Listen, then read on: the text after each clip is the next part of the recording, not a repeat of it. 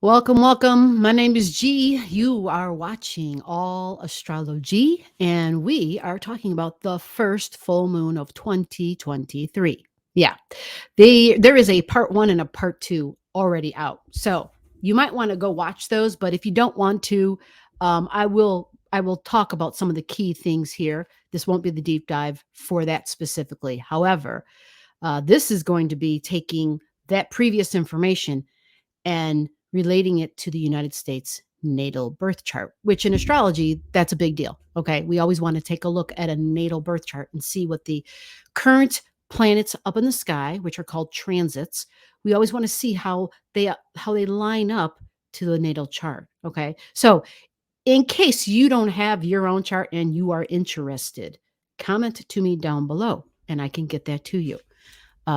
Yeah, I'll need your digits. If you want to do it privately, that's not a problem. I have an email, and so it can be done that way too. But comment to me down below first to give me a heads up, and then we can take the next step together. Okay. It doesn't cost you a thing, by the way. That's what this channel is all about. The knowledge. So let's pop up this other chart for you guys real quick. The first full moon of 2023 is in the sign of Cancer. Okay. What's interesting about this chart, and this is why I'm doing this, first of all, let me draw the figure 8, and I'll do it a little bit smaller so you find me and you know where my cursor is, okay? So the full moon happens at 16 degrees, 1621, I believe, in the sign of Cancer. Right. So do you know what Cancer energy looks like? The symbol? It's interesting. It's right here.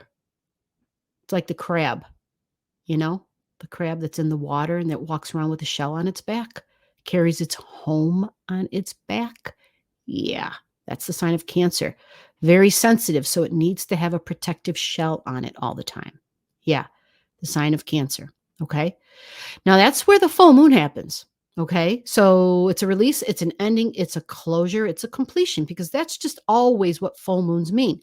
This one will be strong and powerful because the moon rules the sign of Cancer. So when you have a full moon, that means the moon, I'll draw a dot over here. That means the moon will be right there. Okay. At this degree.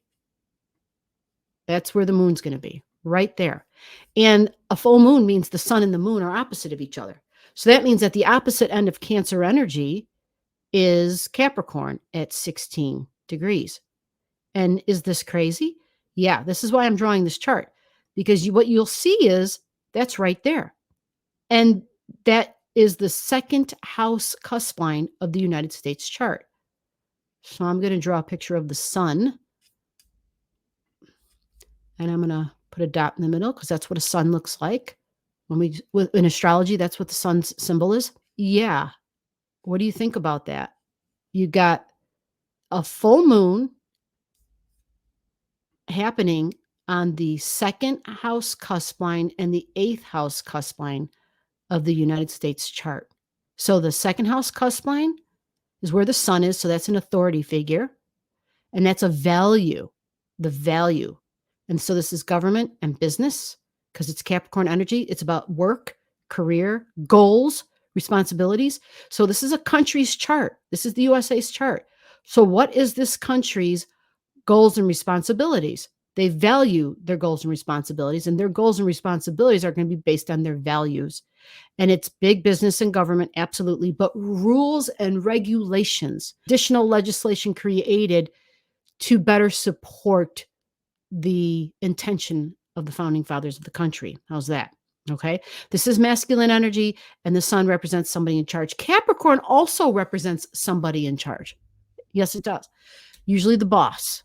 Now, the moon being over here on their 8th house cusp line, the moon is family and emotions, feelings, and mom energy, nurturing, the nurturer, my emotional needs. It being on the 8th house cusp line, see, that's the number 8, and this is the first line of that 8th house, so that's the 8th house cusp line. We talked about that in the last video, so if you didn't watch it, go see it. I talked about some of the basics. This is 8th house is deep wounds. Deep wounds. So this is the wounds of the public.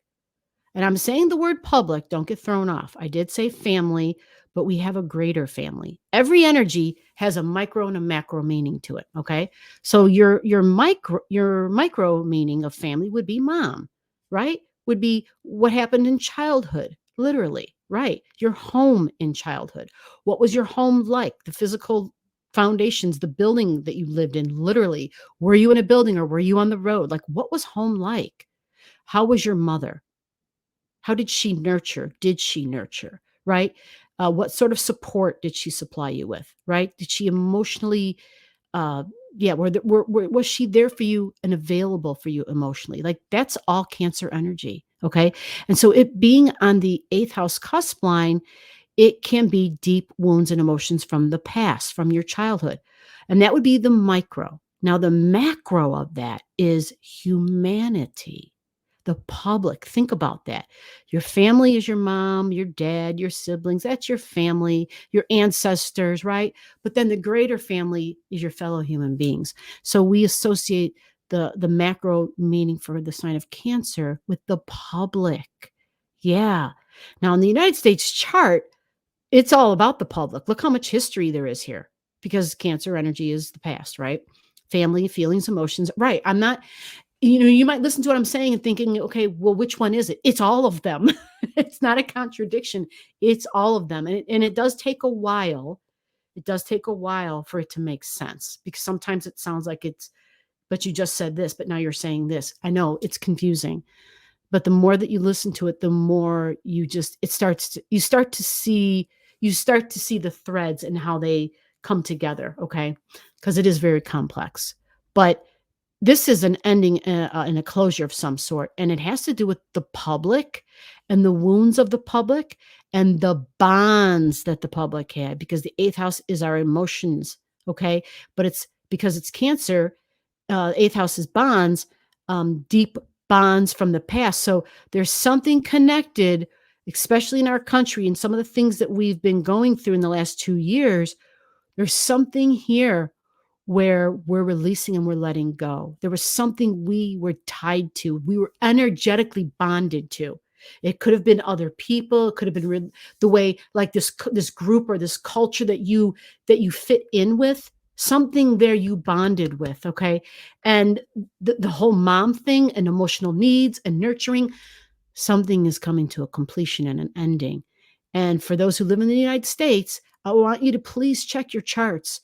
Do you have something at 14, 15, 16, 17, 18, 19, or even 20 degrees in the sign of Cancer? Okay. Even 20 degrees, because this could be a big release. Okay. Now, you see in the United States chart, they even have the sun, their natal sun at 13 degrees. So if you've got a moon on top of a sun, that signifies a new beginning because it's like new moon energy. It's the sun and the moon together. Right. So I think it's fascinating because that sun is in the seventh house of partnerships. So there's some sort of a partnership will likely be up for discussion here. Uh, a new partnership beginning and a wound from the past or something connected with the public, some sort of a bond that the public had that's being released. Now, Mercury, I talked about in the last video, that's where the Mercury retrograde begins. It's an opposition. The Mercury retrograde begins at 24 degrees in Capricorn, right here. Yeah. So the United States natal Mercury is at 24. It's in the opposition, 24 in Cancer. So there's definitely this push-pull between government and the people, government and the public. There's definitely a push-pull between my job and my work and my home and my family. There's like this, hey, wait a minute, shit. Like something's got to give here. Shit's not in a good way. Like things need to change. And so we have that happening. And look in the United States chart. What do you see? We have Chiron at 20 degrees in a cardinal sign. And I'll just call it the sign of Aries, but it is cardinal. And why does that matter? Because Cancer is a cardinal sign, and so is Capricorn, a cardinal sign, right? So they're in that exact opposition for that reason. But when you have another cardinal sign join the party, it's creating a T square. Yeah. This Chiron, which is a wound, yep, a wound of some sort, a wound about my body, a wound about my appearances.